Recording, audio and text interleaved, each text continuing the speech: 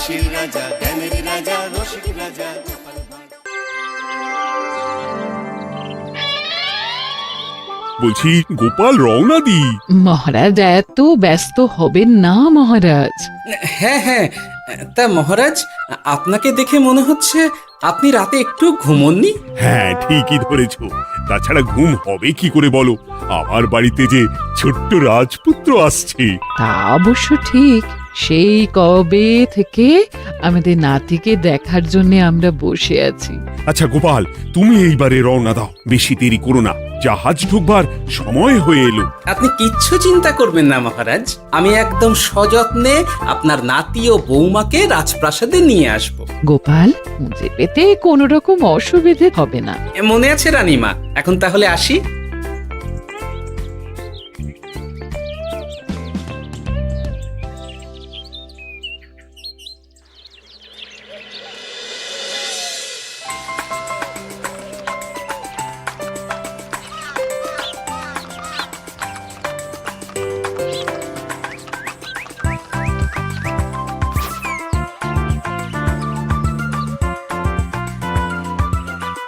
এসো এসো বোমা এসো, আরে আমার নাতি বাবুজি।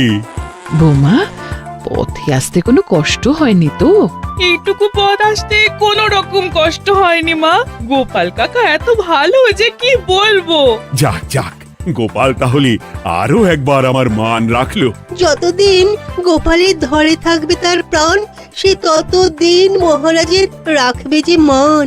হ্যাঁ মহারাজ, আমি থাকতে আপনি একদম চিন্তা করবেন না মহারাজ। বেশ বেশ বেশ। আমি তাহলে এখন আসি, কেমন? আরে আরে, কোথায় যাচ্ছ গোপাল? একেবারে মধ্যাহ্ন ভোজনটাও সেরে যাও। ও, ভোজনের ব্যবস্থা আছে, তাহলে তো থাকতেই হবে। ওই ভোজনের কথা শুনেই গোপালের জিভের ওজন বেড়ে গেল। তুমি থামো তো মন্ত্রী, আসলে আজ বিকেলেই আমাদের কুল গুরুদেব আসছেন, তোমরা সবাই থেকো, আজকেই নাতি বাবুর অন্নপ্রাশনের দিনটা স্থির করে নেব। এ তো বেশ ভালো কথা। বেশ তাহলে, বেশ ভালোই হলো। রোজ বাড়িতে খেতে খেতে জিভে একেবারে চড় পড়ে গিয়েছিল। বহুদিন পরে রাজবাড়ির পোলাও কোরমা খেয়ে পেট ভরাবো।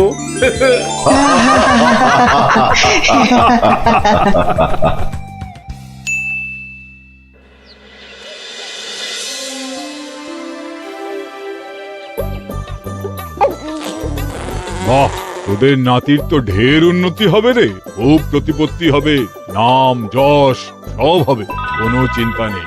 গুরুদেব, নাতির শরীর স্বাস্থ্য ভালো থাকবে তো? দেখ, এমনিতে খুব একটা কিছু অসুবিধা তো দেখছি না, তবে হ্যাঁ, সম্প্রতি একটা বড় সড়ো ঝড় বয়ে যাবে দেখা যাচ্ছে। কি সর্বনাশ গুরুদেব, এসব কি বলছেন, কথাটা কি সত্যি? আমি মিথ্যা বলি না, যা দেখলাম, ঈশ্বর আমাকে দিয়ে যা বলালেন তাই বললাম। তাহলে কি হবে গুরুদেব? এই বিপদ এড়াবার কি কোনো উপায় নেই গুরুদেব? ওরে, তোরা আমার পুরো কথাটা শোন, কথার মাঝেই যদি এত প্রশ্ন করতে থাকিস তাহলে আমি কিভাবে আমার কথাটা শেষ করব? হ্যাঁ, ক্ষমা করুন গুরুদেব, আপনি বলুন বলুন। শোন, ওর কপালে ঝড় থাকলেও সে ঝড় ঠিক কেটে যাবে, চিন্তা করিস না, ভগবান আছেন, উনি বিপদ ঠিকই কাটিয়ে দেবেন। যখন বিপদ চরম সীমায় পৌঁছে যায় তখন ঈশ্বর নিজে এসে আমাদের বিপদ মুক্ত করে। সত্যি গুরুদেব, ঈশ্বর নিজে আসেন? হ্যাঁ, নিজে আসেন। জয় গুরুদেবের জয়। গুরুদেব, এইবারে তাহলে আপনি একটা শুভ দিন বলে দিন, নাতি বাবুর অন্নপ্রাশনটা ধুমধাম করে দিতে হবে তো। আজকের পর থেকে ঠিক 3 দিন বাদে একটা খুব ভালো দিন আছে, ওই দিন তাহলে অন্নপ্রাশনের ব্যবস্থা কর। বেশ বেশ, তবে তাই হবে গুরুদেব, তাই হবে। গোপাল, তাহলে সব কিছুর বন্দোবস্ত করা শুরু করো। সে আর বলতে রানীমা, আমি আগামীকাল থেকেই একদম জোর কদমে মাঠে নেমে পড়বো। হ্যাঁ রানীমা, আমি কোনো দায়িত্ব নেব নাকি? না থাক, যদি প্রয়োজন হয় তুমি গোপালকে সাহায্য করো।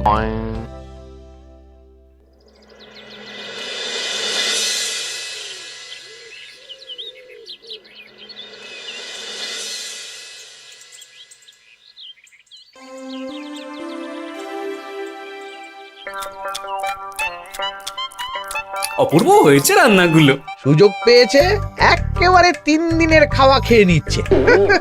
সুযোগ কি কেউ ছাড়ে মন্ত্রী মশাই? এই আপনিই বলুন না, যখনই সুযোগ পান কোষাগার থেকে একেবারে থলি ভরে ভরে মোহর সরিয়ে। থাক, মুখ বন্ধ করো, আমার ঘাট হয়েছে বলাটা। তুমি বাবু মন প্রাণ ভরে খাও, কেমন? মহারাজ, এই রকম একটা খুশির দিনেও আপনার মুখে হাসি নেই কেন? আসলে নাতিবাবু তো আর 2-1 দিন পরেই চলে যাবে, সেই কারণেই মনটা বড্ড ভারাক্রান্ত হয়ে রয়েছে। তা তো ঠিকই, আমাদের ছেলেটা আসতে পারলো না, যাও বা নাতি এলো, তাও তো এই কটা দিন কি আনন্দেই না কাটলো। আচ্ছা রানী, আমরা যদি আমাদের কাছে আরো কদিন নাতিবাবুকে রেখে দিই তাহলে কেমন হবে? মানে বৌমাকে তো ফিরতেই হবে, বিদেশে আমাদের খোকার কত কাজ বলো তো। আরে বাবা, বৌমা না হয় ফিরে গেল, নাতিবাবু কদিন আমাদের কাছে থেকে গেলে কি এমন হবে? কিন্তু দেখো না বৌমা, আমাদেরও তো একটু ইচ্ছে হয় নাতিপুতিদের নিয়ে খেলবো, আদর করব, দেখো না। ঠিক আছে ঠিক আছে, আপনাদের কাছে আমার বাবু সোনাকে রাখতে আমার কোনো চিন্তাই নেই। ব্যাস, তাহলে তো মিটেই গেল। মহারাজ, নাতিবাবুকে কদিন এখানেই রেখে দিন, আমরা সবাই আছি, ঠিক কোলে পিঠে করে তাকে সামলে নেব। বাবা বাবা, গোপাল তোমার সব দিকে কান খোলা থাকে তাই না? মহারাজ, আমি হলাম ভাঁড়, তাই মাটির ভাঁড়ের মুখটা যেমন খোলা থাকে তেমন আমার কানটাও সব সময় খোলা থাকে, বুঝলেন?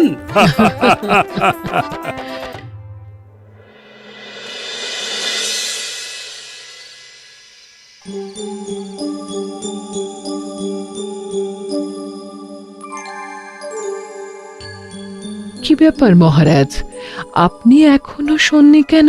শরীর খারাপ করছে নাকি?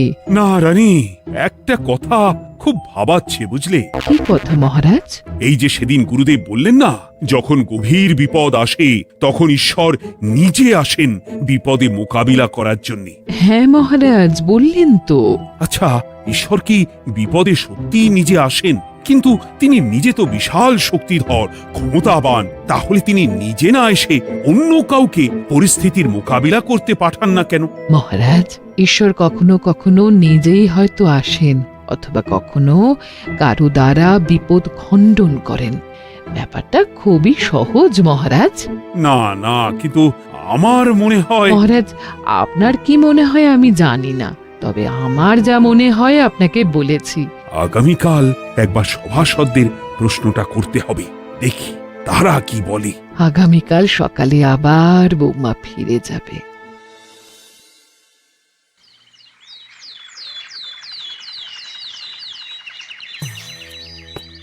আমি তাহলে আসি, আমার সন্তানকে আপনাদের কাছে কদিনের জন্য রেখে গেলাম, ওকে খুব যত্নে সাবধানে রেখে দেবেন, কেমন? তুমি কোনো চিন্তা করো না মা, আমাদের নাতিবাবু একদম দুধে ভাতে থাকবে। কদিন একটু দেশের মাটিটা চিনে নিক, তারপর না হয় আবার বিদেশে পাড়ি দেবে। এই বলো সোনা।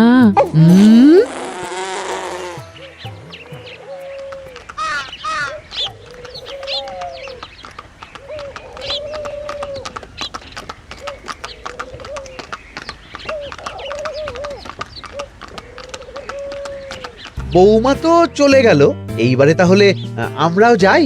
আজকেও নিশ্চয়ই বৌমার ফিরে যাওয়া উপলক্ষে রাজসভা বন্ধ থাকবে। ভুলেও এই সব কথা ভেবো না মন্ত্রী, চলো এইবারে সবাই রাজসভায় চলো, তোমাদেরকে একটা খুবই গুরুত্বপূর্ণ প্রশ্ন করব। সেরেছে, মহারাজ আবার কি প্রশ্ন করবেন ভগবান জানে। সবাই রাজসভায় এসো।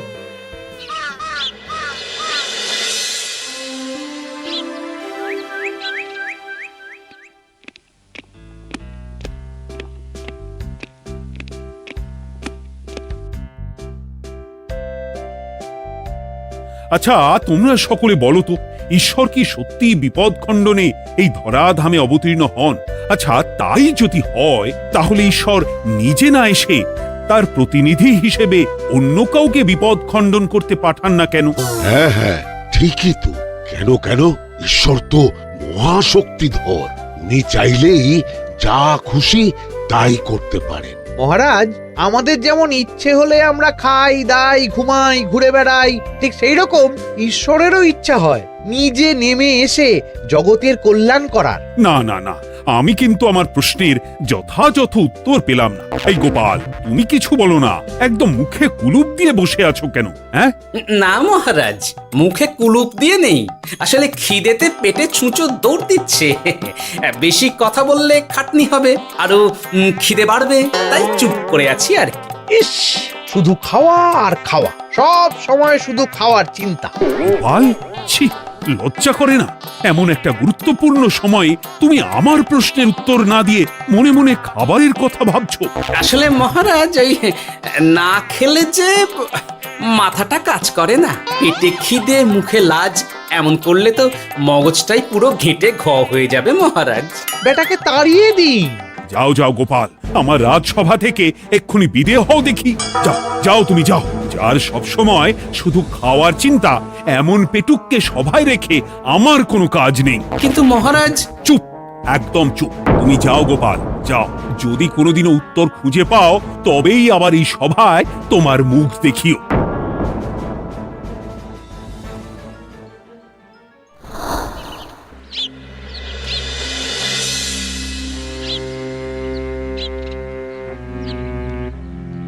মহারাজ যে এমন সামান্য কারণে আমায় রাজসভা থেকে বার করে দেবেন ভাবতেও পারিনি। এখন কি যে করি, একে তো মাসের শেষ, সংসারে তুমুল টানাটানি। এক কাজ করি বরং, গিন্নিকে নিয়ে কদিন শ্বশুর বাড়ি চলে যায়, কদিন পায়ের উপরে পা তুলে আরাম করে আয়েশ করে দিন কাটাবো। হ্যাঁ, তাই করি।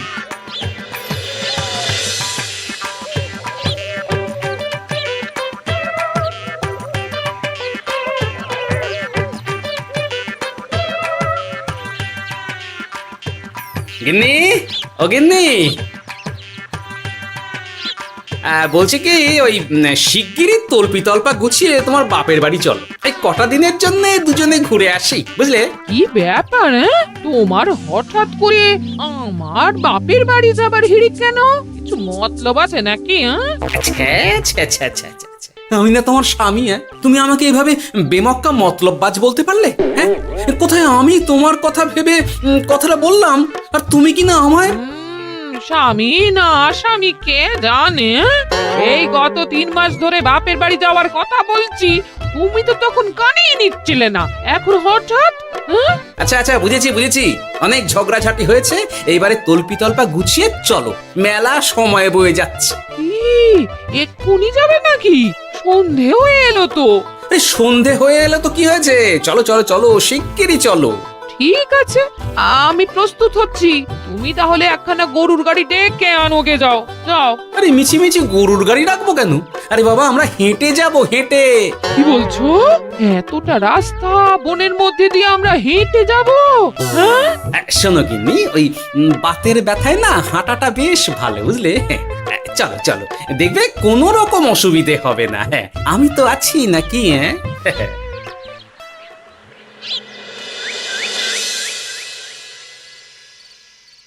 বাবা, বনটা বেশ ঘন, বলি এই সময়ে এই বনের মধ্যে দিয়ে কেউ হেঁটে যায়? মেলা গজগজ না করে চুপচাপ এসো দেখি। ও মা গো, বাবা গো, বাবা গো, কি লাগাটাই না লাগলো গো। আরে, তোমার থেকে আমার বেশি লেগেছে, যাখানা ধাক্কা মারলে। কি করবো? গিন্নি আমায় ধাক্কা মেরে ফেললো বটে, কিন্তু আজ আমি মহারাজের প্রশ্নের যথাযথ উত্তর পেয়ে গেলাম। বেড়াল ছানাটিকে বাঁচাতে কোনো কিছু না ভেবেই কিভাবে বেড়ালটা ওই বাঘা কুকুরটার দিকে তেড়ে গেল। হ্যাঁ, তার মানে বিপদে পড়লে সন্তানকে বাঁচাতে না, আমাকে এক্ষুনি একবার রাজপ্রাসাদে যেতে হবে, রানীমার সঙ্গে কথা বলতে হবে। আরে আরে আরে আরে, ওদিকে কোথায় চললে গো? ওদিকে তো তোমার শ্বশুর বাড়ি নয়? আরে বাবা, আমার নয়, তোমার শ্বশুর বাড়ির দিকেই আবার যাচ্ছি, বুঝলে? মানে আমরা আর যাবো না? না না, পরে যাব, তাড়াতাড়ি এসো দেখিনি। এ কি রে বাবা, লোকটার মাথাটা কি গেছে নাকি? কখন যে কি করছে নিজেরই ঠিক নেই, যত সব।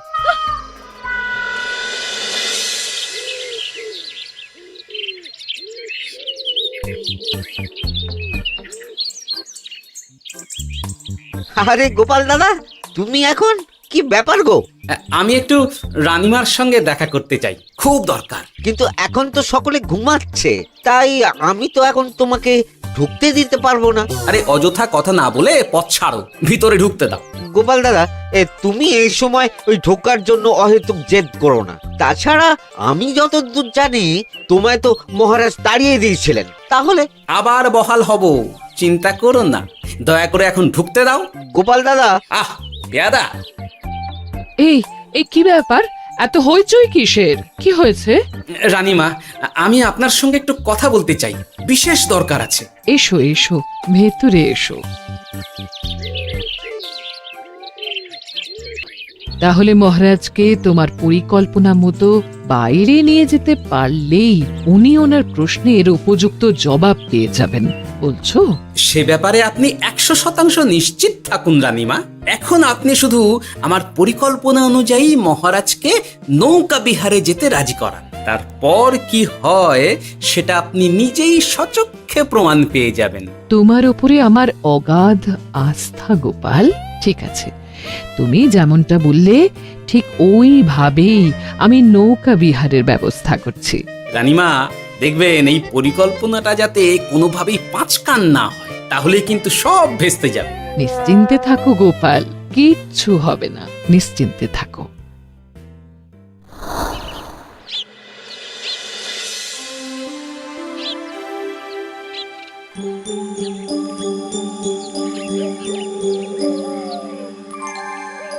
মহারাজ আবার বেজার ভোগ করে গেছেন। কি করব? আমি এখনো যে আমার প্রশ্নের উত্তর খুঁজে পাইনি। এইভাবে আপনি আর কতদিন মুখ ভার করে বসে থাকবেন শুনি? কি জানি, কিছুই আর ভালো লাগে না যে। বলছি শুনুন না মহারাজ, নাতিকে নিয়ে চলুন না, আমরা একটু নৌকা বিহারে যাই, তাহলে ওরও ভালো লাগবে আর আপনার মনটাও বেশ অন্যরকম হবে। ঠিক আছে, তাহলে চলো একটু নৌকা বিহার করে আসি।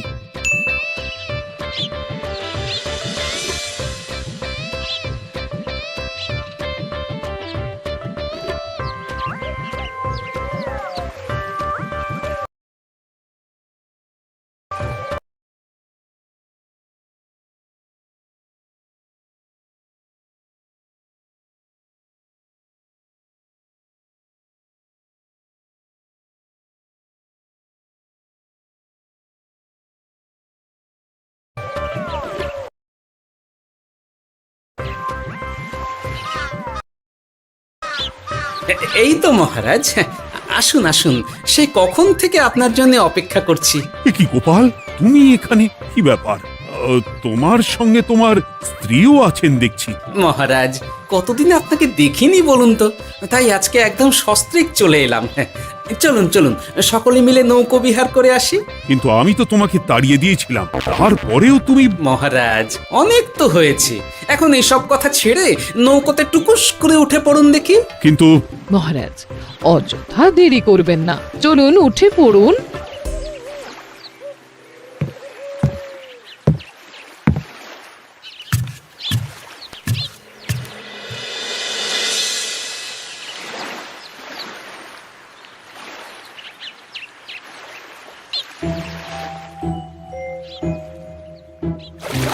এ কি?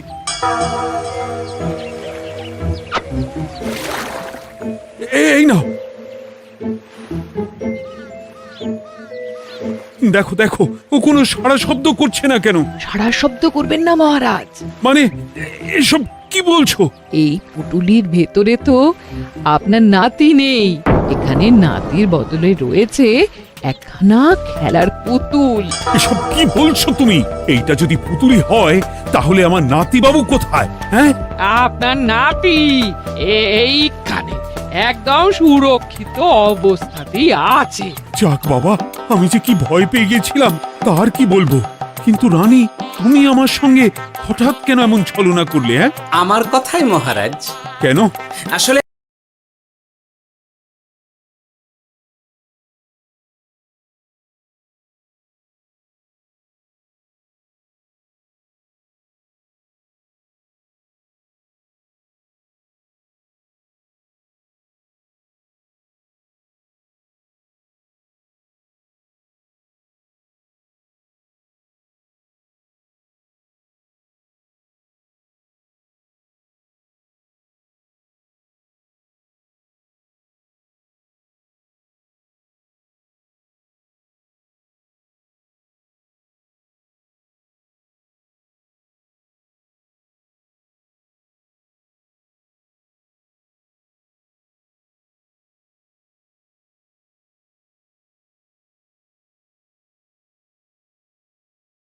আসলে আমি আপনাকে এই ঘটনা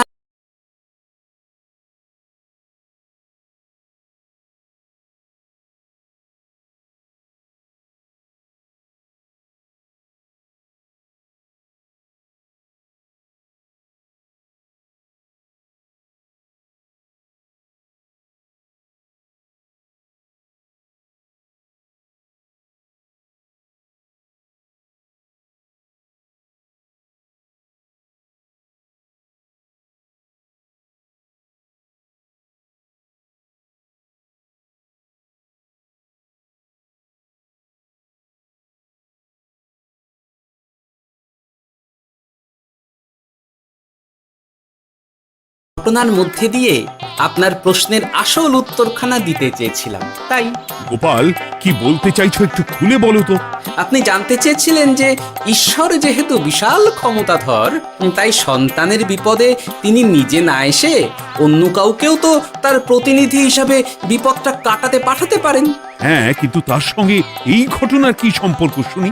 মহারাজ, পুতুলটি যখন জলে পড়ে গেল তখন আপনি সেটিকে নিজের নাতি ভেবেই একবারও কারুর জন্য অপেক্ষা না করে নিজের প্রাণের তোয়াক্কা না করে নাতিবাবুকে রক্ষা করলেন। মহারাজ, আমরা ঈশ্বরের মানব সন্তান। ঈশ্বর আমাদের সকলের হৃদয়ের ভিতরে বসবাস করে, তাই বিপদ হলেই তিনি ছুটে আসেন, কখনো নিজে, আবার কখনো বা কোনরূপ প্রতিনিধি মারফত। তাই ভবিষ্যতে আর কোনোদিনও ঈশ্বর সম্পর্কিত কোনরূপ সংশয় মনে রাখবেন না, কেমন? সাধু সাধু, ধন্য তোমার বুদ্ধি হে গোপাল। সত্যি যেভাবে তুমি একটা ঘটনার মধ্যে দিয়ে আমায় আমার প্রশ্নের উত্তরটা ব্যাখ্যা সমেত, তার কোনো তুলনা হয় না। তোমার যে আর কিভাবে প্রশংসা করব তাই ভাবছি। মহারাজ, আমার আর প্রশংসা না করে ওই পেট পুরে একটু ভালো মন্দ খাওয়ান তো দেখি, তাহলেই হবে, আর কিচ্ছু চাই না। আচ্ছা আচ্ছা, বেশ বেশ, তাই হবে। আগামী 7 দিন তোমার সস্ত্রীক সহ রাজবাড়িতে দুবেলা আহারের নিমন্ত্রণ থাকলো, কেমন? ব্যাস, আর কি চাই?